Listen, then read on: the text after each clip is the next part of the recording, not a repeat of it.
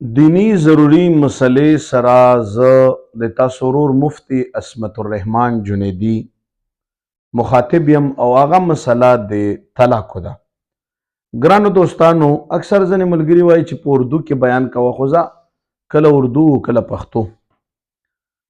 ملګرو دوستانو، د طلاق په هکله باندې خبره، ځینې خلک وایي چې مونږ طلاق واچو، خو لیکن هغه طلاق اراده زمونږ نه وي.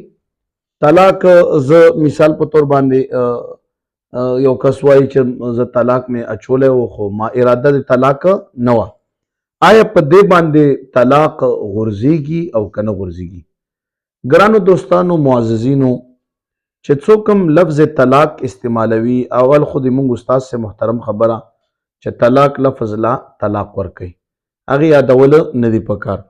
دویم دا چې شارع علیه الصلاة والسلام یعنی الله تبارک وتعالی نبی علیه الصلاة والسلام مبارک ته چې کوم احکامات را لېږلي، په هغې کې دا فرمایلی دي چې دا طلاق لفظ د بیبي او د خاوند د جدایۍ دپاره دي. نو چې کله شارع علیه الصلاة والسلام دا الفاظ د جدایۍ دپاره وضع کړل، ته بیا خپلې خبرې پکې ما بیانوه چې یاره ما طلاق اچولی دي خو نیت او اراده مې نه وه. نه نه نه، الفاظ ښکاره دي، په دې باندې خود به خود طلاق وغورځېدل.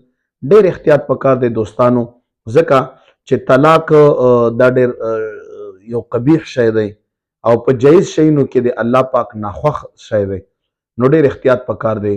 او نبی علیه السلام خو دا هم فرمایلی دي چې د یو څو شیونه دي چې ټوکې هم رښتیا دي، طلاق دی، قسم دی او د غلام ازادي ده. که ته په ګپ کې وایي چې غلام به دې ازاد وي، ازاد به وي. که ته په ګپ کې یو قسم وخوري، قسم دې وشو. او که په ګپ کې ته طلاق اچوي نو اچولی کېږي.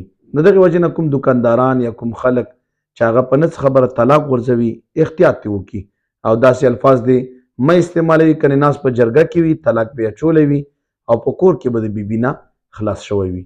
او دا طلاق همدغې وجې نه خاوندانو له د اختیار الله ورکړی چې خاوند چې هغه بردبار وي، هغه کې برداشت وي، هغه کې مطلب چې صبر وي، هغه کې استقامت وي، نو ډېره جلدي او تندي نه ده پکار.